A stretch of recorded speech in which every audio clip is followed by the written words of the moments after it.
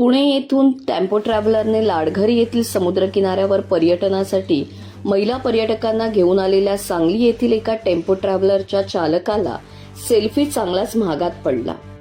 Tempo ट्रॅव्हलरच्या चालकाने महिला पर्यटकांना हॉटेलला उतरून तो एकटाच टेम्पो ट्रॅव्हलर घेऊन समुद्र किनाऱ्यावर आला आणि तो चालवत असलेली टेम्पो ट्रॅव्हलर सेल्फी काढण्याच्या नादात समुद्राच्या पाण्यात रुतल्याने त्याला चांगलाच घाम फुटला. शनिवार रविवार या दोन जोडून आलेल्या सुट्ट्यांमुळे दापोली तालुक्यातील समुद्र किनाऱ्यावर पर्यटक मोठ्या प्रमाणात भटकंतीसाठी आले होते. अशाच प्रकारे सांगली येथील मूळ रहिवासी असलेला एक वाहन चालक हा आपल्या ताब्यातील 17 सीटर टेम्पो ट्रॅव्हलर पुणे येथील 17 महिला पर्यटकांना दापोली येथे पर्यटनासाठी घेऊन आला होता.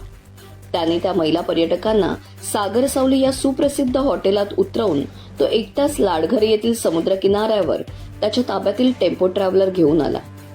लाडघर येथील स्वच्छ समुद्र किनारा आणि निळाशार पाण्याच्या फेसाळणाऱ्या समुद्राच्या पाण्याच्या लाटा पाहताच त्याने समुद्राच्या पाण्यात टेम्पो ट्रॅव्हलर घातली आणि तो चालक वेगवेगळ्या अँगलने सेल्फी काढू लागला.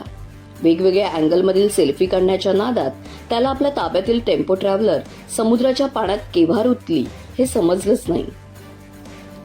टेम्पो ट्रॅव्हलर रुतल्यानंतर स्थानिक पर्यटक व्यावसायिक मदतीसाठी धावून आले.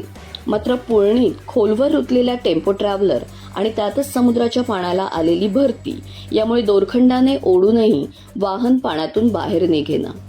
अखेर दापोली येथून जेसीबी मागवण्यात आला.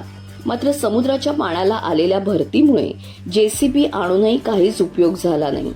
अखेर मध्यरात्री पाणी ओसरल्यानंतर जेसीबीच्या सहाय्याने टेम्पो ट्रॅव्हलर बाहेर काढण्यात आला.